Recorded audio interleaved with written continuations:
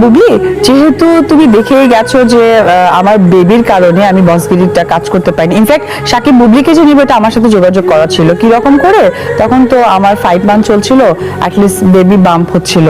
তো আমাকে বললো যে কোনোভাবেই কি স্কোপ নেই। তো আমি বললাম যে না, স্কোপ তো কি করে হয়। অপু বিশ্বাস তার একটি ইন্টারভিউতে তিনি তার মনের আসল কথা তুলে ধরেন।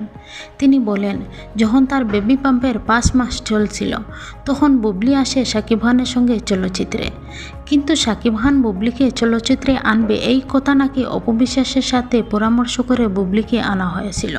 কিন্তু অপু বিশ্বাস আরেকটি ইন্টারভিউতে এই কথাও বলেছিলেন যে যখন তিনি বেবি কনসেপ্টের কথা শাকিব খানকে জানালেন, তখন শাকিব খান তাকে উত্তর দিলেন, যদি তুমি বেবি নিতে চাও তাহলে তোমাকে ডিভোর্স দিয়ে দেব, আর যদি সংসার করতে চাও তাহলে অপারেশন করতে হবে।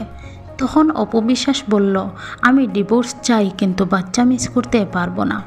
তবে এই দুই ইন্টারভিউ থেকে কমন একটি জিনিস বোঝা যায়, যদি ডিভোর্সের কথা আগে কথাবার্তা হয়ে থাকে তখন তো বুবলির নাম পর্যন্ত ছিল না শাকিব খানের জীবনে।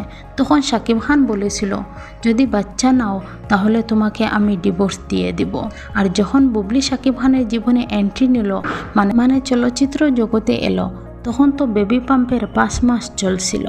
তখন তো অপু বিশ্বাস বসগিরি সিনেমা শুটিং করতে পারেনি, কারণ তার বেবি পাম্প অনেক বড় হয়ে গিয়েছিল। বুবলি শুটিংয়ে আসার পর হয়তো শাকিব খানের মনে হয়েছিল যে আমি অপু বিশ্বাসের সঙ্গে তো সংসার করব না, তাহলে আমি বুবলিকে ভালোবেসে ফেলি। তাই হয়তো শাকিব খান বুবলিকে ভালোবেসে ফেলেছে, কিন্তু বুবলি বেচারি তো আর জানে না, সেও প্রেমে জড়িয়ে পড়ে।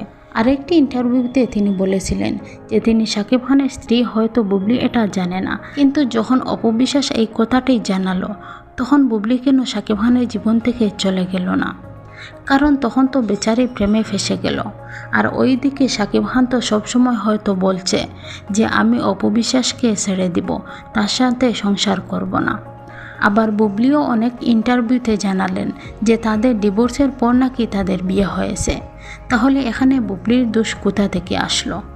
যেখানে তোমার সাথে মানে অপু বিশ্বাসের সাথে শাকিব খান পরামর্শ করে তার বাচ্চা কনসেপ্ট করার পর 5 মাস পরে বুবলি তাদের জীবনে আসে।